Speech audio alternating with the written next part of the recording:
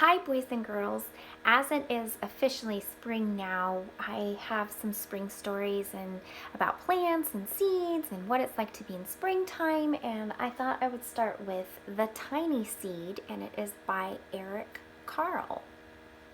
He's the same author that does Brown Bear, and Polar Bear, and lots of different things like that. It is autumn. A strong wind is blowing. It blows flower seeds high in the air and carries them far across the land. One of the seeds is tiny, smaller than any of the others. Will it be able to keep up with the others? And where are they all going? See, the seeds are blowing in the wind. That is one way seeds can get planted, is the wind can blow them.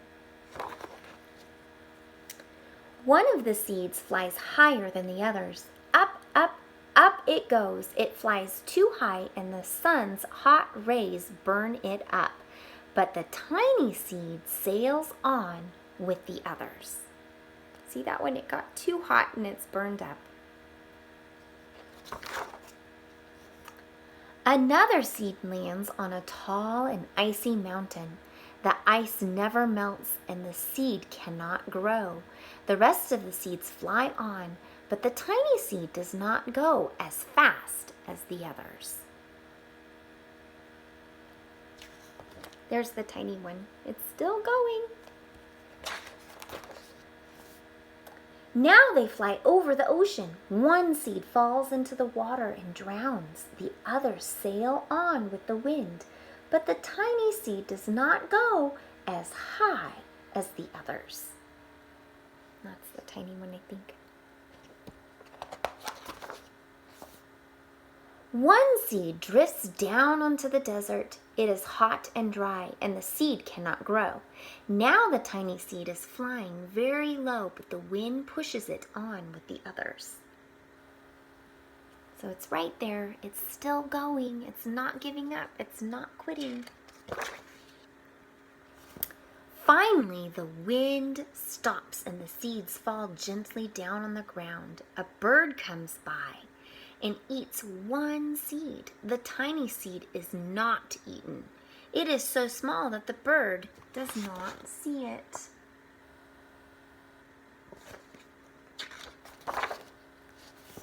Now it is winter. After their long trip, the seeds settle down. They look just as if they are going to sleep in the earth. Snow falls and covers them like a soft white blanket. A hungry mouse that also lives in the ground eats a seed for his lunch, but the tiny seed lies very still, and the mouse does not see it. I'm thinking that's the tiny seed. Now it is spring. After a few months, the snow has melted. It is really spring. Birds fly by, the sun shines, rain falls. The seeds grow so round and full they start to burst open a little. Now they are not seeds anymore. They are plants. First, they send roots down into the ground. Then their little stems and leaves begin to grow up toward the sun and air. There is another plant that grows much faster than the new little plants. It is a big, fat weed, and it takes all the sunlight and the rain away from one of the small new plants, and that little plant dies. The tiny seed hasn't begun to grow yet. It will be too late. Hurry! But finally, it too starts to grow into a plant. It's this little tiny one right here. This is the weed, and it's taking away the sun and the rain from that plant, and it can't make it. That's why we have to get rid of the weeds in our garden. The warm weather also brings the children out to play. They too have been waiting for the sun in springtime. One child doesn't see the plants as he runs along, and oh, he breaks one. Now it cannot grow anymore. The tiny plant that grew from the tiny seed is growing fast, but its neighbor grows even faster.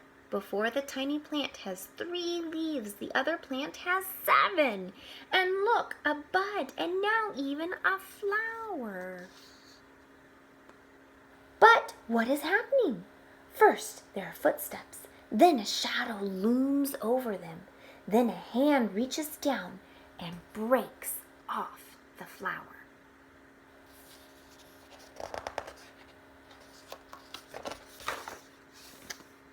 A boy has picked the flower to give to a friend.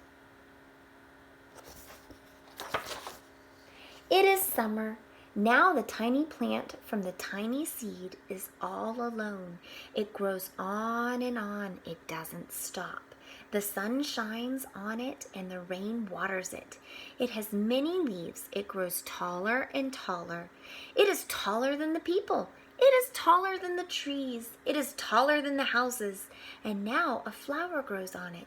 People come from far and near to look at this flower. It is the tallest flower they have ever seen. It is a giant flower.